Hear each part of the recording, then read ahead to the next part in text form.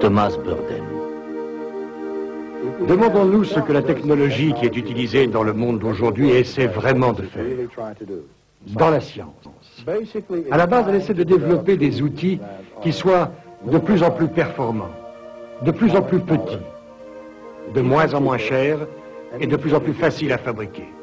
Si nous allons jusqu'au bout, où cela va-t-il nous mener? À la situation suivante. Les outils deviennent si performants qu'utilisés comme des armes, ils peuvent détruire la Terre. Ils deviennent si petits qu'une personne peut en détenir un capable de détruire la Terre entre ses mains tellement c'est petit. Ils deviennent si bon marché qu'ils valent peut-être 3 000 $ à peine, ce qui fait que de nombreux citoyens peuvent se les offrir. Au lieu d'acheter une voiture, ils peuvent en acheter 3 ou 4. Et ils deviennent si simples qu'il y a plusieurs centaines de milliers de techniciens correctement formés qui, changeant d'état d'esprit, peuvent construire de tels dispositifs. Nous approchons peu à peu de ce stade. Nous allons bientôt l'atteindre. Nous pouvons progresser et résoudre ou réduire l'inhumanité de l'homme envers ses semblables et l'hostilité et l'armement du monde d'aujourd'hui.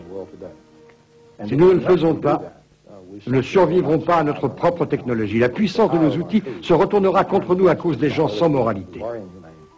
Et nous nous détruirons. L'homme est maître de son destin.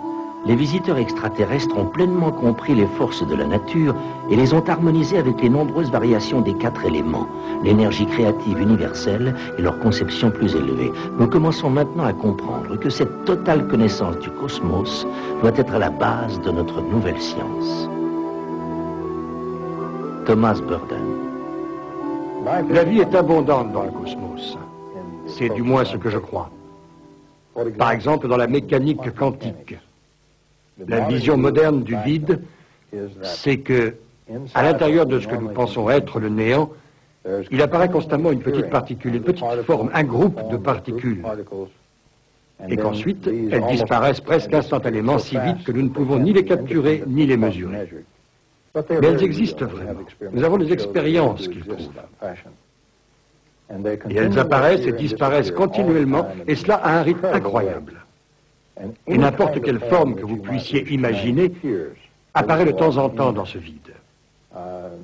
N'importe quel être vivant, n'importe quelle molécule de matière, n'importe quel atome d'or, une automobile, n'importe quoi, un être vivant, un animal, apparaît là à un certain rythme, une certaine fréquence. Et donc ce que nous avons, ce sont des choses appelées images fantômes. Et si nous regardons bien, c'est un domaine dans lequel la plupart des physiciens quantiques sont très mal à l'aise. Mais pourtant, c'est vrai. Et donc, si nous considérons cela, nous devons alors parler de densité, de réalité. Ces choses peuvent être denses dans un plan extérieur. Et quand nous disons qu'une chose est observable, réelle, physique, ce que nous voulons dire, c'est qu'elle est très dense comparée à ces images fantômes. Mais les images fantômes sont réelles. En théorie, si vous leur ajoutez de l'énergie, pour qu'elles aient plus de densité, vous pouvez matérialiser n'importe quelle forme que ce soit. Nous conclurons en montrant que, dans l'espace-temps, la réalité de ces choses, la pensée, le cerveau et l'esprit existent en temps aussi bien qu'en matière.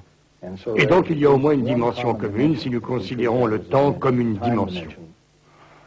Et les images fantômes, qui sont même des images spirituelles, peuvent donc aussi, en théorie, être matérialisées si on leur insuffle suffisamment d'énergie. L'énergie du cosmos est présente en toutes choses.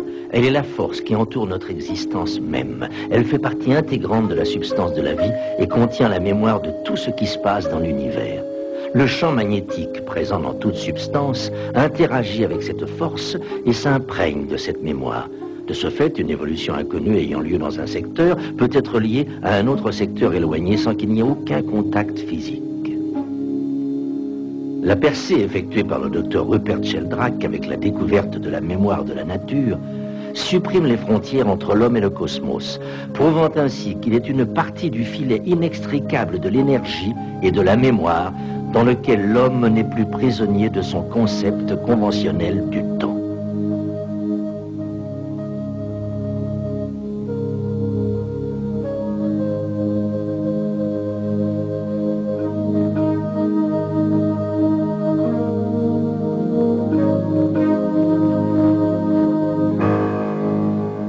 Thomas Burden. Je crois que les recherches de Sheldrake sont très significatives. Il a simplement appelé ça un champ morphogénétique, un champ qui génère une force. Peu à peu, sur une très grande période, il accumule un antidote pour ce qui va mal chez une espèce, par exemple, dans un système. Prenons l'idée fondamentale suivante. Les parties d'un système, bien qu'étant séparées dans l'espace, si elles sont reliées par un potentiel quantique, agissent ensemble comme s'ils étaient partiellement reliés au même système local et pas séparés du tout.